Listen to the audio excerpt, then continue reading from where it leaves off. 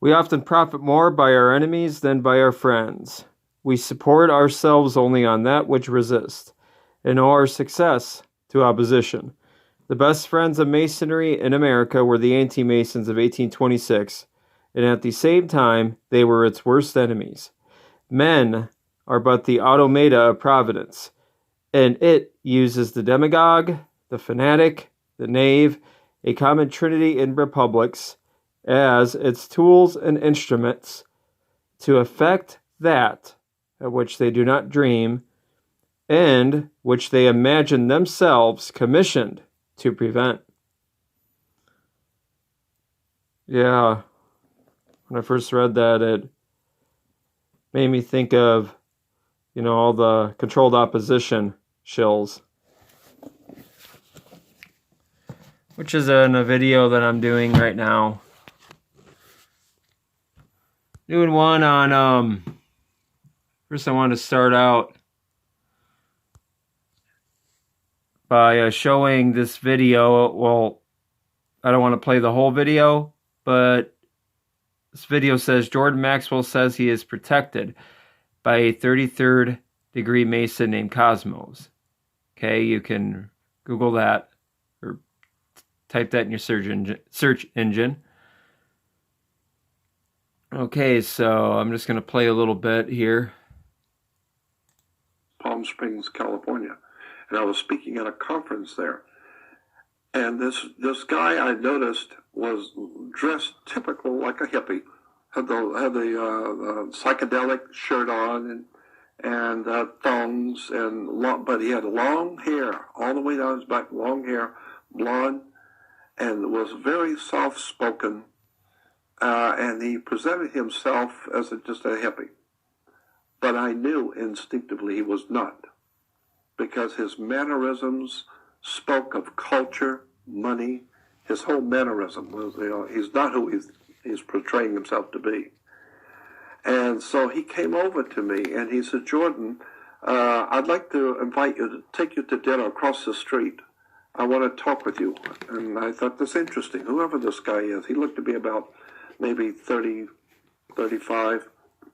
And he said, I want to talk with you. I have something to tell you.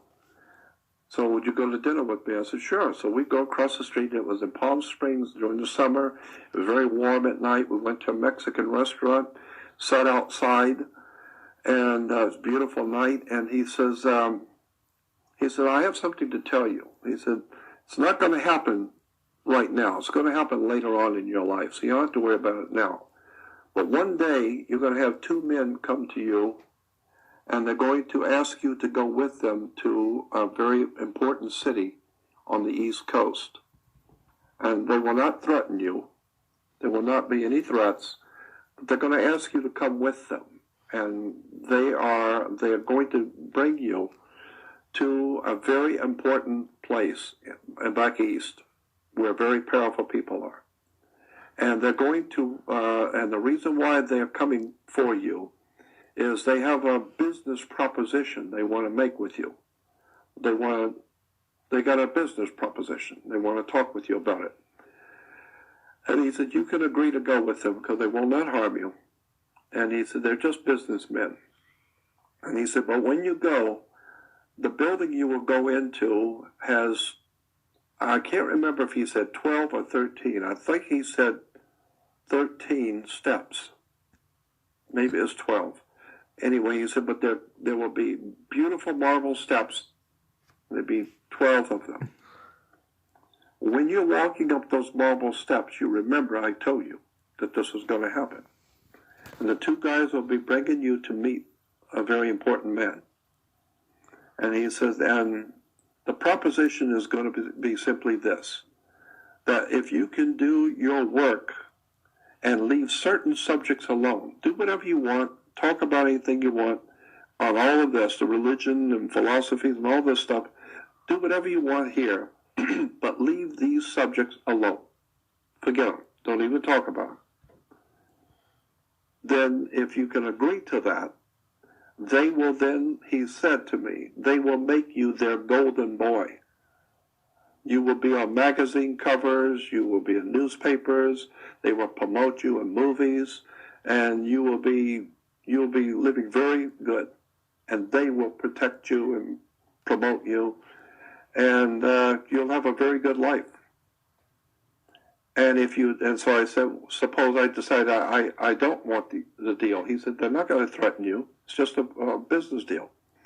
And what they will say to you, what this man will say to you, well, if you cannot agree to this, then we will have to consider you to be our enemy, and we will have to act accordingly.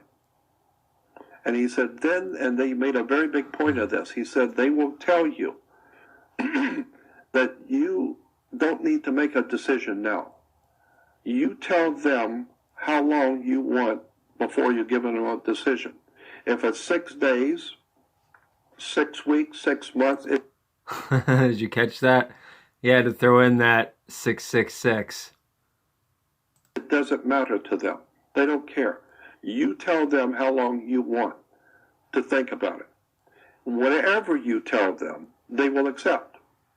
But when the day comes that you set, you have to give them an answer. Are you with us or against us? And he says, and at that day, you have to give them an answer, because they're very serious. They can make you or break you. And he says, and so so I asked him, I said, why are you telling me this? And he said, because it's going to happen. It will happen. Not for a long time, but one day it will happen. So anyways, I wanted to skip over the parks. I don't want to play this whole video. It's some other guys that he did, so I don't really want to play the whole thing. I want to get to that part where that guy who was talking to him, well, happened to be a 33rd degree Freemason. It said on the Council of 33. But if you want to live good now. Anyways, where is it? And the book fell on the floor. Right here. Okay, so he's at 716, so I will. Francisco giving a lecture, and a lady was buying a tape or a book from me at my table, and the book fell on the floor. And I couldn't go around the table to pick it up for her, but Cosmos was standing next to her. So he leaned down to pick it up for her. And when he did, a medallion fell out of his hippie shirt. And the moment I saw it, I knew what it was. It was a brilliantly designed double-headed eagle, Masonic double-headed eagle, with a triangle of a red, probably ruby. It was about that size, but it had a triangle ruby with 33 embedded on it, cut on the ruby. And it was sitting on top of the double-headed eagle of Freemasonry. And when I saw that, for the first time I reached out and grabbed it, because it was all along a long chain. And I said, 33rd degree Mason? And he said, no, Council of 33. Meaning he's not just a 33rd degree Mason, he's on the Council of 33. In Washington, D.C., there are 33 men that run world masonry. And it's called the Council of 33. And he's on it. And I said to him, I said, Cosmos, were you a 33rd degree when you talked with me a few years ago in Palm Springs? He said, yes. And I said, I don't understand what's going on here. And he said to me, Jordan, you go all around the world talking about political leaders, talking about the Queen of England, you badmouth the Pope, you badmouth people, you jumping on everybody and doing what you're doing. Has anyone ever harmed you? I said, no. Has anybody tried to arrest you or to frighten you or do anything to you? I said, no. And he said, have you ever wondered why? And I said, I've never thought about it. He said, no one has harmed you because of us. We are protecting you. So, okay, anyways, that's enough. Yeah, you can check this video out. Now, remember, Jordan Maxwell probably is bullshitting about he didn't know they were protecting him part. I'm pretty sure from the very beginning, he not only was being protected, but he himself was a member. But anyways, what was one thing that Jordan Maxwell did as an agent? You know, he spent most of his time lecturing on symbolism and stuff. One of his main things that he liked to do was talk about how the Bible was an esoteric book and Jesus was just another sun god. And stuff that you could basically find in the writings of Manly P. Hall, Blavatsky, and all these mystics and Masons and whatever. So that's what he was doing. You know, he wasn't really, you know, and by the way, he supports Trump. And he's another truther that ran to Trump. So, but this made me think of that quote from Morals and Dogma, because they have profited more by their supposed enemies, these supposed truthers. You know, why is that? Well, because a lot of them dealt with disinformation, misinformation. You know, Maxwell and David Icke, they would tell the truth, but then they'd mix it in with Looney Tunes stuff. And, you know, it helped them a lot, because if you talk about the New World Order for years back, you know, they would look at you as, oh, you're one of those guys that believe in, you know, that the reptilians run the world. You know, the reptilian shapeshifters, whatever. So that's how they benefited. That's how the Masonry profited more by their enemies. During that time, people, they would mix it in with a lot of bullshit. Well, you know, he associated at one time with Anthony J. Hilder, or them two were pretty good friends, actually. And, you know, Anthony J. Hilder has been around since the 60s with Myron Fagan, and I exposed, you know, Myron Fagan, you know, pushing white supremacist bullshit in a couple of his books.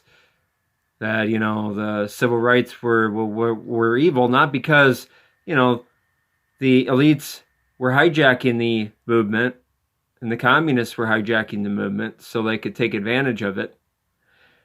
You know, he didn't take it that far. He took it, or he took it farther. He took it to the point of where, you know, the whole idea of blacks, you know, creating a civilized society is wrong. The Negroes are savages. Really racist stuff, praising the KKK, calling them heroic Southerners for terrifying the black judges. If you go look up the history of that, you know, the KKK did horrible things to these, you know, to judges who were black, and black people working in the government trying to work their way up into society, whatever.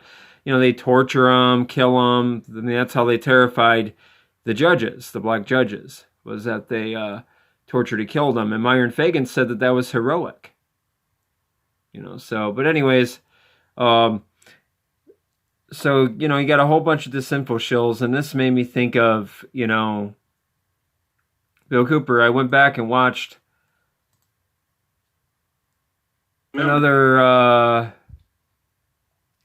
there it is right there. I didn't even need to find it. Anyways, this was his Sedona, Arizona speech, and if you kind of watch it, it's kind of very interesting. He has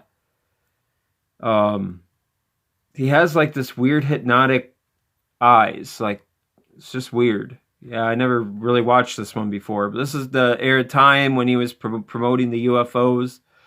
This is part 2 of this speech, and it's at 1438. But watch his hand right there. This is very interesting. Now, granted, people sometimes accidentally make hand gestures without realizing it. I've done it. Everyone else has done it. But the way he does this is just very interesting. It tells me that this is not accident. President Eisenhower formed this secret group in 1954. He was the last president who knew everything. See that? He's just holding it. He began in 1954 to issue secret executive orders in the form of NSC memos to wrest power away from the president and effectively isolate the president. So, he really kept it there for a while, didn't he? Kind of held it, like that, and people say, well, Satanists, ridiculous for Satanists to do that, the skeptic or something, but, Masons, Satanists, people involved with these secret societies, that's how they do it, they'll throw out their hand signs to, Cooper himself said in another one of his lectures where he said, these people like to mock us. They're arrogant. I'll just go ahead and play that again in case, come on. Ladies and gentlemen, if you will remember that President Eisenhower formed this secret group in 1954. He was the last president who knew everything. So there you go. And he's kind of keeping it there. To me, it's kind of, I don't know. Began in 1954 to issue secret. So, I guess it's can't really prove it, right? He never came out. He said he was a Freemason, but, he did say he was a part of the De Molay Society. That's a junior Freemasonic order, taken from the Grand Master of the Knights Templars, Jacques de Molay. But he admits in his book that he was a member of the De Molay Society. That's really, he says that that's probably what got him into naval intelligence, supposedly. But then at the same time of him saying that, he said, you can't be a member of naval intelligence and not be a 33rd degree Mason, and, a Mason of the high degrees or whatever Brotherhood of the high degrees. So, yeah, I doubt, him saying that, I doubt that he would have been chosen because he was a member of the De Molay as a boy. That was kind of fishy too that he said that. So, but anyways, watching these over the time. About some folk. Lansing lecture. Okay, so this is very interesting as well.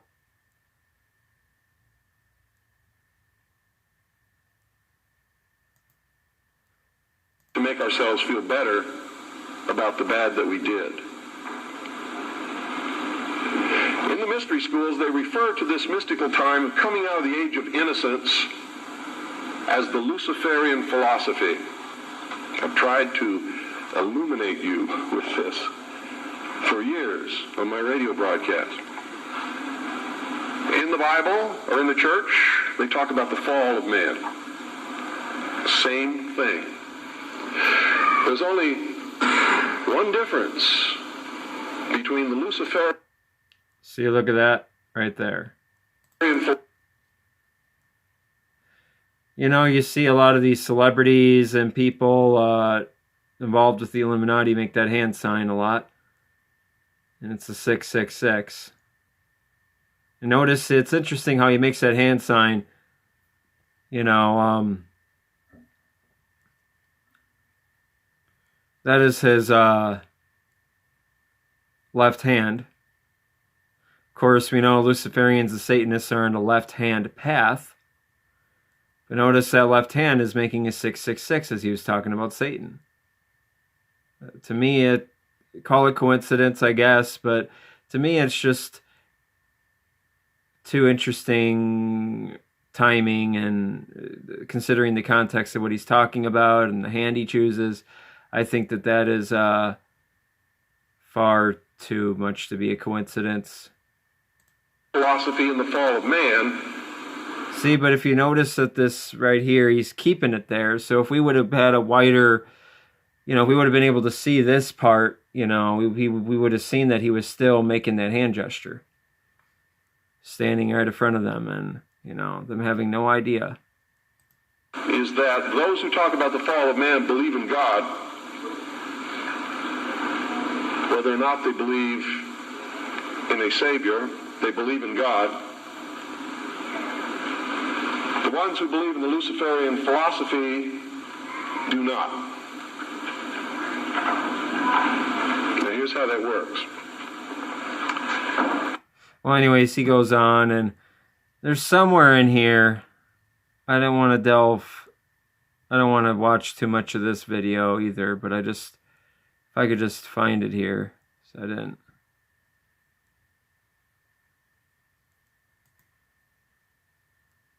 When she just wakes up and goes and sits in front of the mirror and looks at her aging face and tries to understand something differently than what I'm trying to... Maybe it's right around here. We don't have the same definition. We're not going to understand each other, are we? The mysteries, on the other hand, look at this in a different light. Here's their story. It's a metaphor. They don't believe that there ever was a God, or that there ever is a God, aside from man himself. And man has not reached that state yet, but can, and this is what they teach in the lodges, that if you perfect yourself as the temple of the God within and become Christed, you've all heard this in the New Age movement, you too can become God. In her movie, Running on the Beach, spinning around, I am God. Go ask her early in the morning when she just wakes up and goes and sits in front of the mirror and looks at her aging face and tries to cover it up with makeup if she's got. Here we go. I think he does it again here at the hand sign. Adam and Eve were held prisoner in the Garden of Eden by an unjust, cruel, and vindictive God.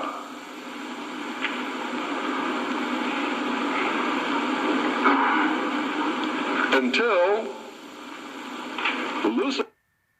That's, some people would say that might be an accident. I mean, I really don't know. Right when he's about to say Lucifer, he's got his hands semi up. Sometimes Luciferians, known Luciferians, sometimes make these hand gestures where they're, not making a full devil horn sign. But again, this could just be his hand. I guess I don't fully know. Lucifer, through his agent Satan, set man free from this garden by giving him the gift of intellect. Okay, so anyways, I wanted to show that he made an interesting 666 hand sign and a devil horn sign in his last Sedona lecture, and kept it there. It's pretty obvious. But like I said, I call it a coincidence if you want. I know many people who are fans of him aren't going to like this video, with what I'm showing and theorizing anyways. But anyways, there's one last thing on this video here, and then I'm going to call it quits on this one. It's right up here. I wrote down the time. Like I said, I caught this, and I just thought it's one of those things. Vancouver for continuing support of American individual sovereignty. Say no to the UN.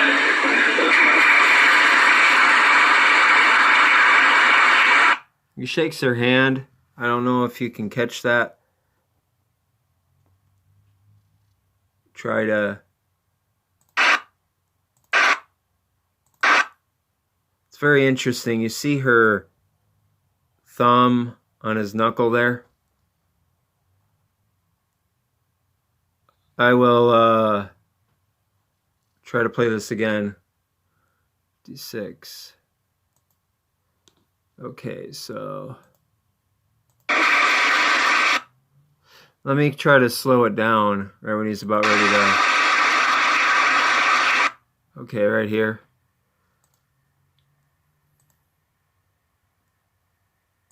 Slow it down to here. So you try to see that. I know it's probably hard for you, but you see that thumb.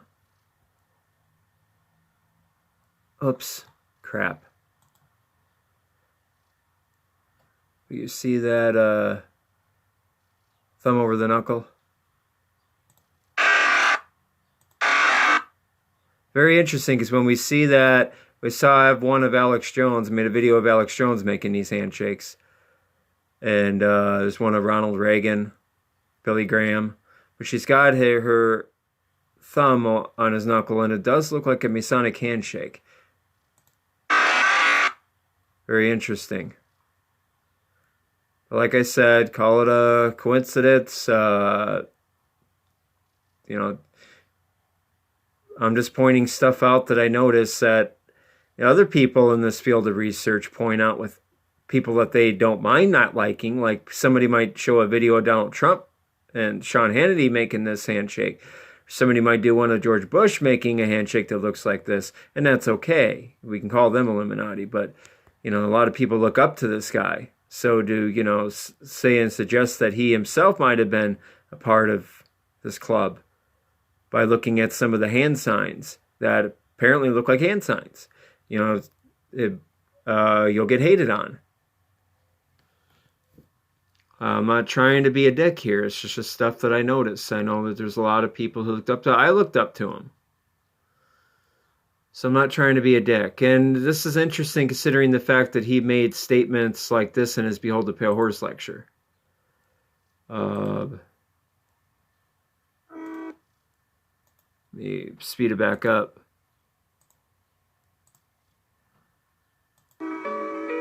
3 hours and 42. No, 2:28. We'll start there. I think that's about all. And it is Lee Harvey Oswald.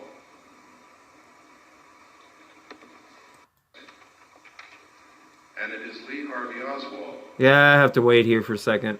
So there he brings up this. Hope you can hear it. I'm sorry. This is the loudest it'll go. And that's us if we don't do something quick. Yeah, I don't know what he's. It's hard to see.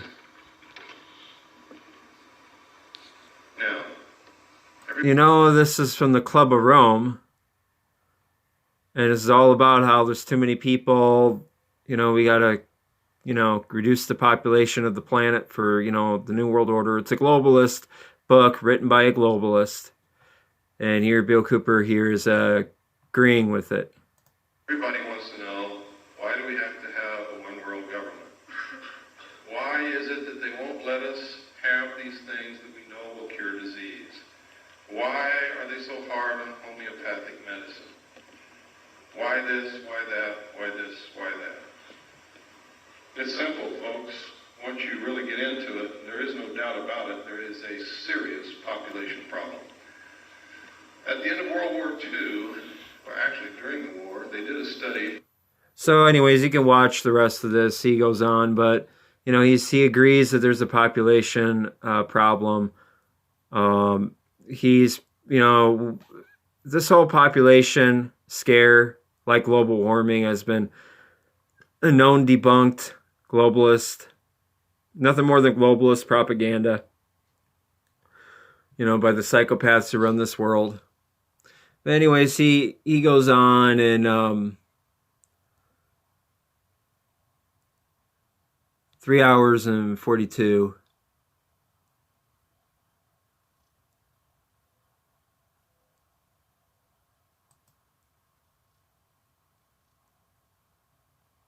The evolutionary.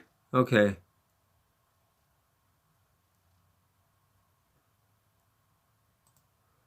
So wait again.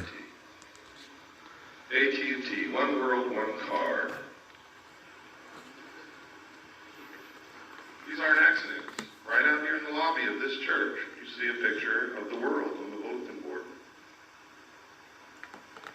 And go, when you leave, just look what it says. Next. Don't get me wrong, ladies and gentlemen, I'm not opposed to a one-world government. So did you hear that? Don't get me wrong, I'm not opposed to a one-world government. At all. I think in the evolutionary future of mankind... So he believed in evolution too, and so a lot of people who were saying he was a Christian patriot, even though he agreed that there's a population problem,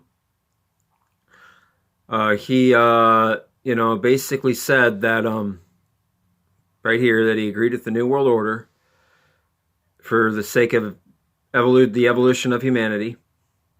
So anyways. It is absolutely necessary and unavoidable. What I am opposed to is being manipulated into into something I know nothing about, and knowing the fact that if I have to be manipulated into it, I'm not going to like it. And knowing that the best government that's ever been created on the face of this earth is going to be destroyed in the process. Well, and that is very interesting because you can go back to my video, A Guide for the New Renaissance, where the Illuminati Beverly Hall fraternity, Rosicrucian Illuminati Beverly Hall fraternity, talked about the government of the New Renaissance or the New World Order, and it talks about, let me get it out really quick. Hang on, put you down.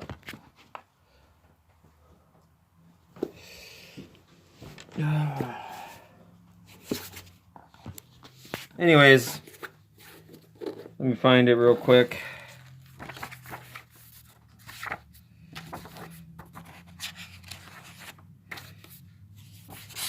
Talks about this great cleansing.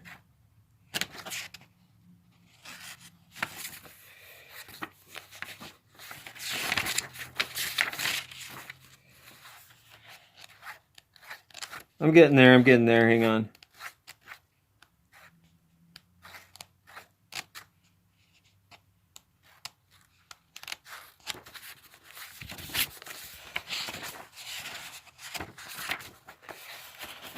There ought to be...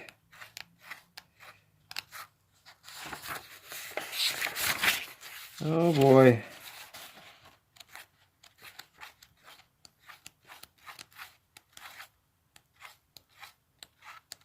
Okay. Yep, I'm right here. Yep. Okay, so this is from the Beverly Hall Fraternity. Guide for the New Renaissance, Dr. Gerald Posnecker.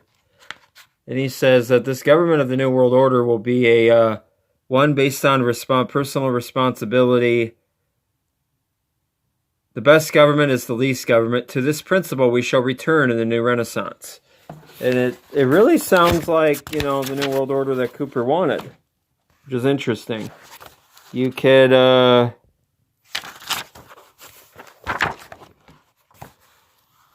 go down and see, hang on.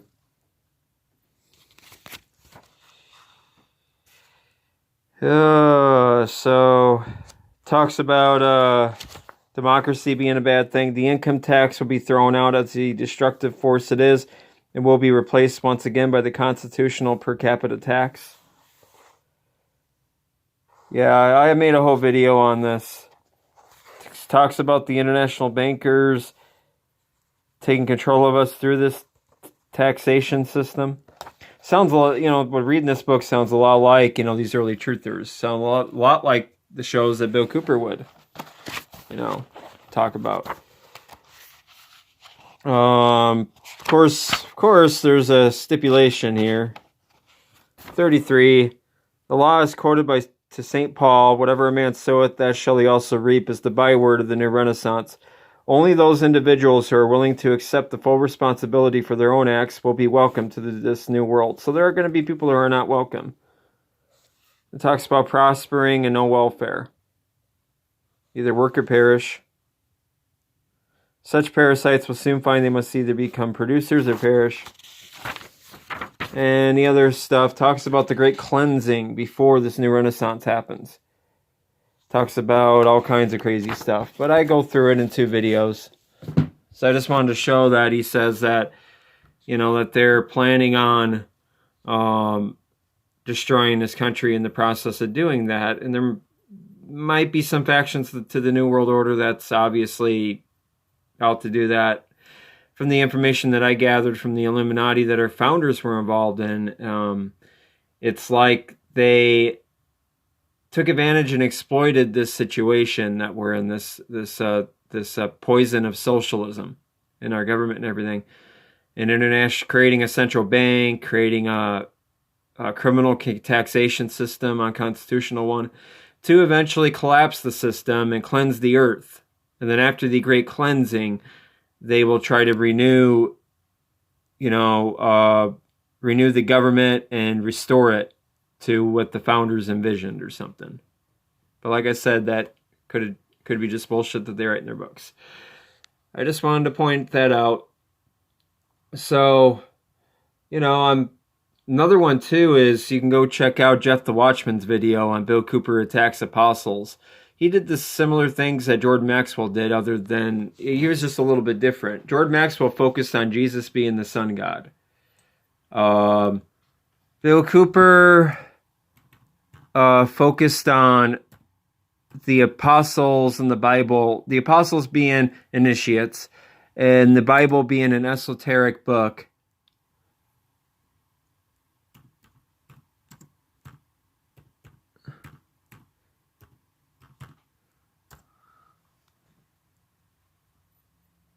Anyways, you got all these. So,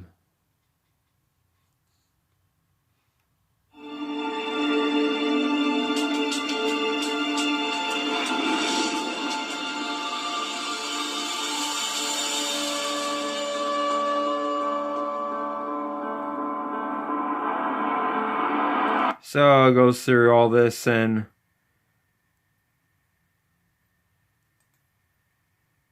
okay, right here.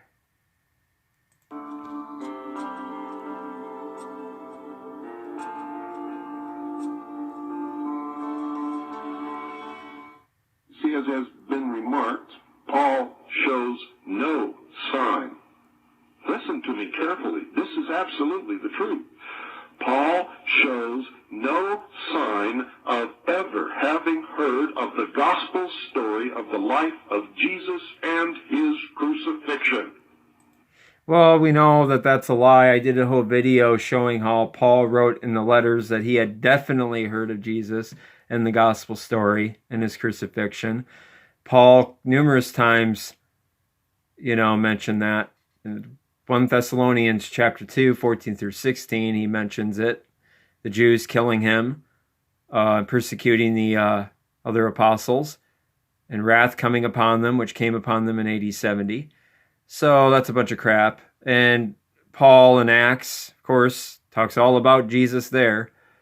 So it's just lies. Don't believe it? Get out your Bible and read every single thing that Paul ever wrote. And he knows most of his audience wouldn't have done that probably. All of it. Now this is incredible.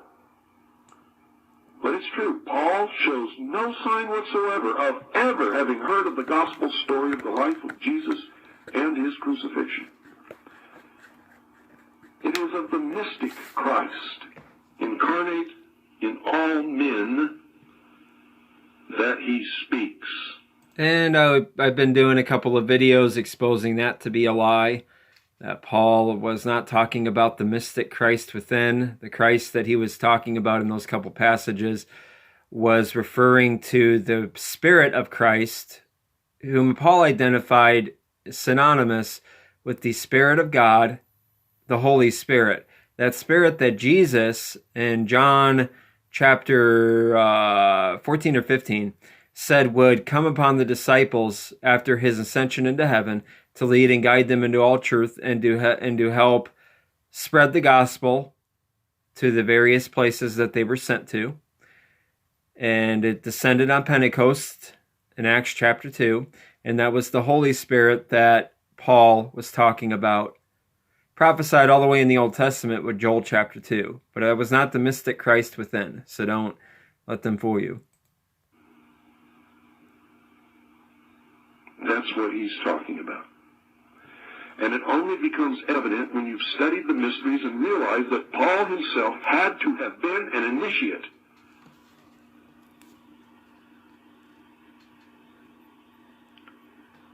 In Romans chapter 6, verse 6, he says... And I already showed those verses, but I kind of wanted to...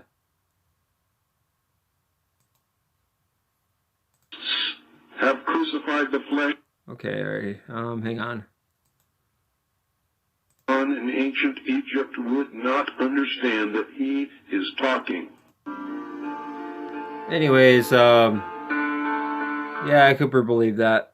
No need to go.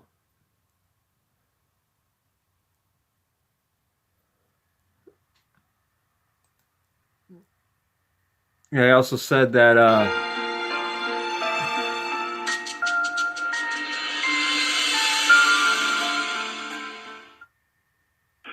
you have to understand that there is an exoteric meaning and an esoteric meaning. The Bible is one of the most esoteric writings upon this earth. And I can point to many indications of this.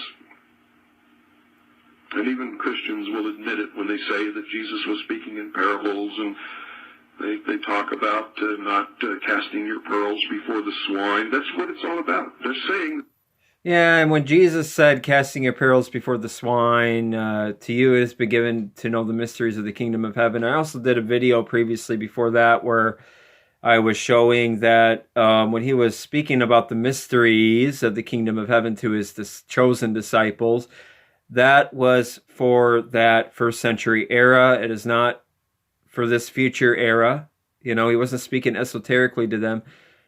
God had, according to the prophecies in the Old Testament, when the Messiah would come, God would put a temporary blindness on Israel to test them. Or in Isaiah 65, it's because they turned away from him and continuously practiced wicked stuff. So God was going to destine them for destruction, which happened in AD 70. And part of the things to happen to them prior to the destruction was being spiritually blind to God's revelations to them when God sent the Messiah to them. Anyways. That there is a hidden meaning in the Bible, yet they refuse to acknowledge it. But whenever they want to pervert something and have it mean what they say it means instead of what it says or what it may really mean, they point to cast not your pearls before swine and all of these other things that say, oh, well, it doesn't really mean what it says. You have to interpret it. Baloney. B-U-L-L-O-N-Y. And don't write me a letter and say I misspelled it. I did it on purpose. Fits right in with what I'm talking about. There's an exoteric and an esoteric. B-U-L-L-O-N-Y. Sometimes I love to do this. Other times I don't. Turning to Paul. You all know Paul. Everybody at one time has read at least portions of the Bible, and you can't study the Christian religion or even the Jewish religion unless you know who Paul was. He was a mystic, and undoubtedly an initiate in some degree of the pagan mysteries. There's no doubt of that, as was John. So, as with John, notice he subtly attacked. He subtly did this. First it was Paul, and then he starts turning to John. And, so it's Manly P. Hall didn't warn. He actually was hoping for that to happen. But he said on page 582 of his Secret Teachings of All Ages that, page 582,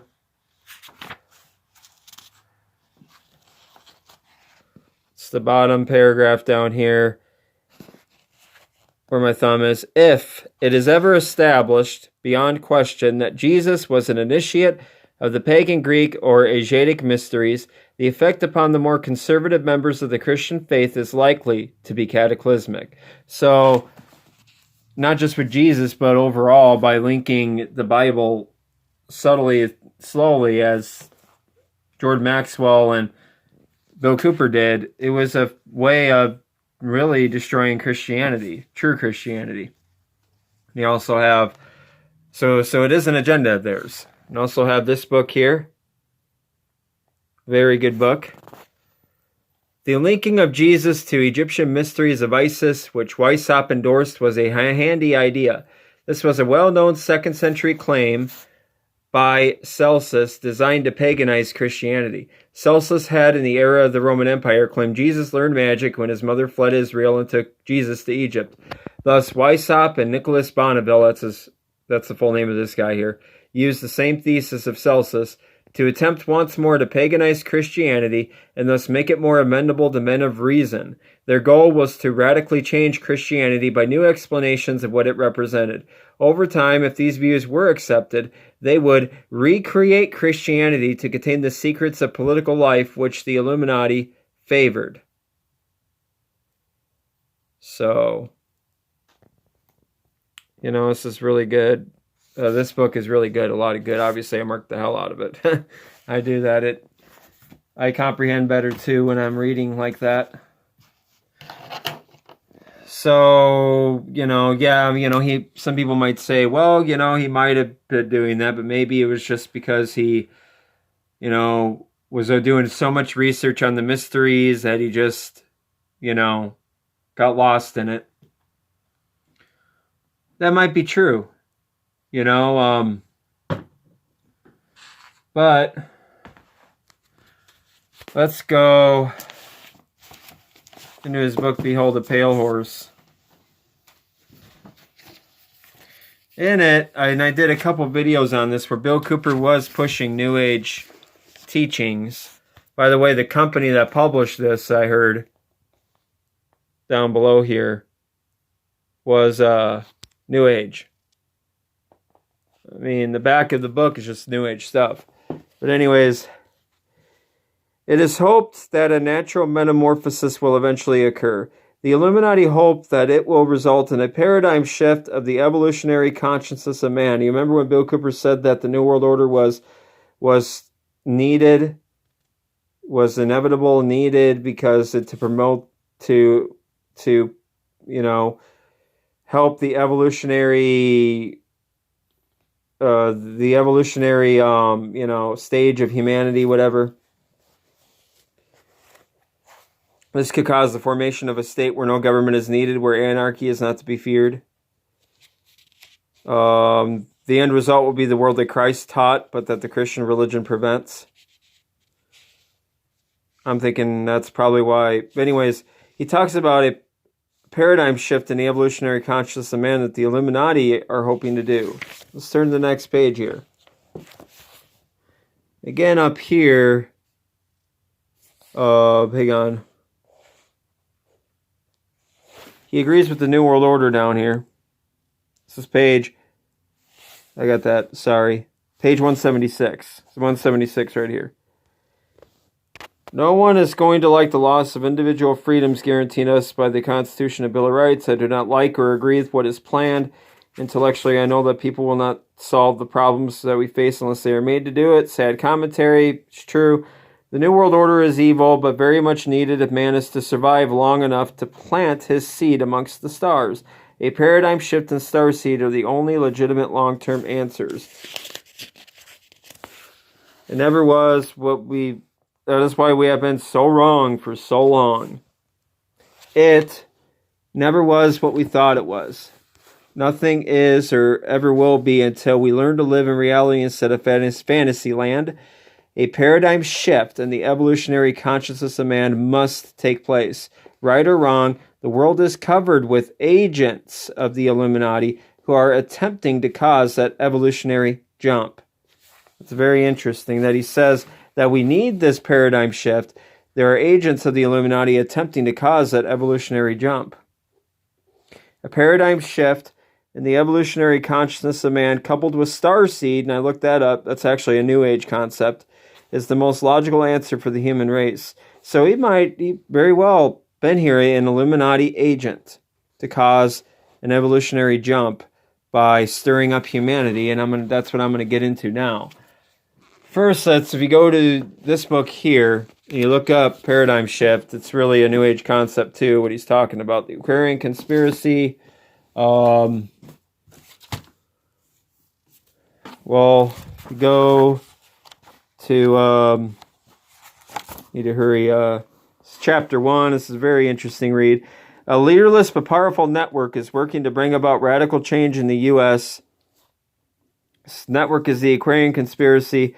It's without a political doctrine, and I know that Cooper didn't promote socialism, I'm not saying that, but she does.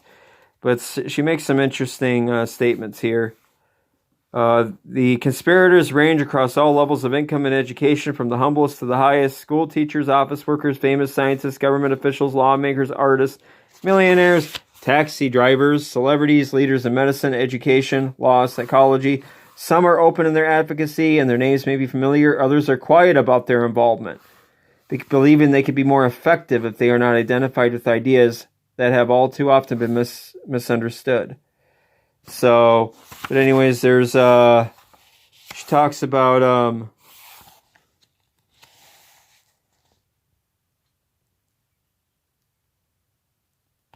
anyways, hang on.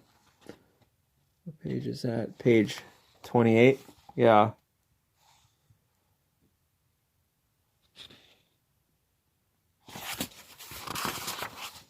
I'm sorry, okay. She talks about paradigm shifts.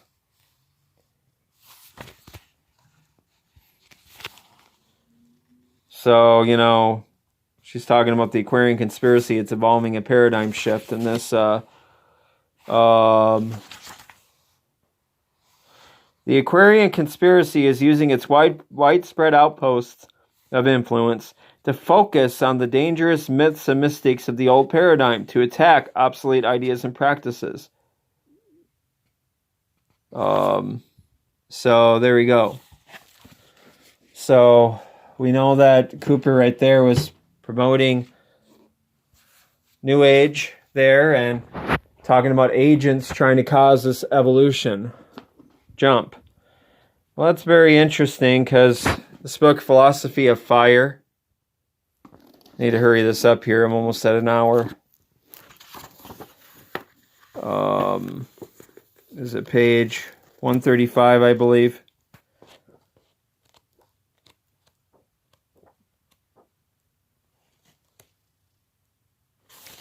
Huh.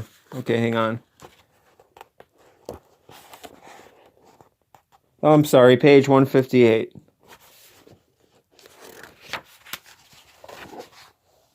Okay.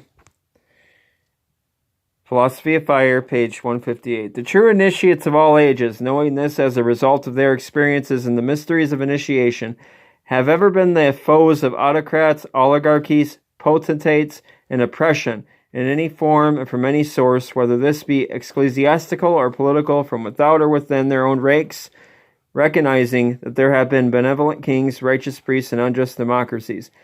Neophytes are taught to obey the laws of the country in which they live. If such laws are clearly unjust, then they are at perfect liberty, and it becomes their duty to work for their repeal and replacement by just laws.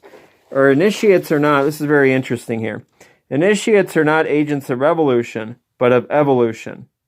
By enlightenment and persuasion, they may strive to reform a nation or a church, but they do not attempt to overthrow either.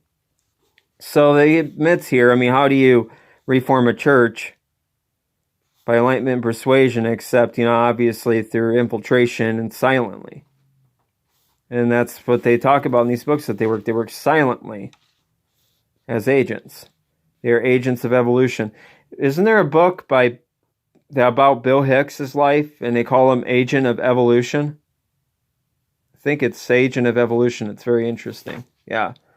So Bill Cooper's, promoting, pushing that we needed a paradigm shift. And then on the same page say that that's what the Illuminati are trying to do. And then finding out that, he's using the New Age language and all this other stuff. And the hand signs that I showed you on these videos here clearly reveal that likely he himself was an agent. And he often called himself a messenger. Well, here's from Mystic Americanism. You see me read this before. Plenty of videos where I'm reading from this book.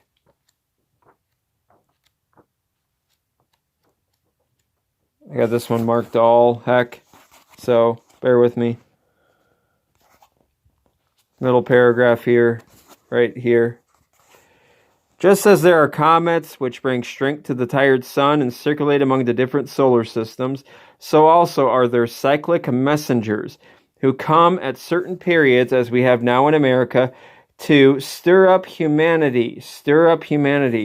And that's what a lot of the truth movement attempted to do, is stir up humanity, which becomes weak and torpid through pleasure, inertia, and prolonged quietude. We in America particularly are involved through past freedom of choice, are here to fight and to struggle. And the individual who retires in hopes that he will do no more work is soon found unworthy of this ancient vow and trust and is soon removed from this earth. Among the cyclic reincarnations of messengers who made their presence from the invisible world known, in the same spirit we find a Washington, a Jefferson, a Franklin, Thomas Paine, and Patrick Henry. So, so they send out messengers during times when America, quote unquote, needs to wake up. And these messengers are going to be like, our founders, talking, trying to wake up the people that are being oppressed. But of course, there's always another agenda, like they really care about the masses in the long run, right? They call the coming tribulation that's supposed to happen according to these books a great cleansing.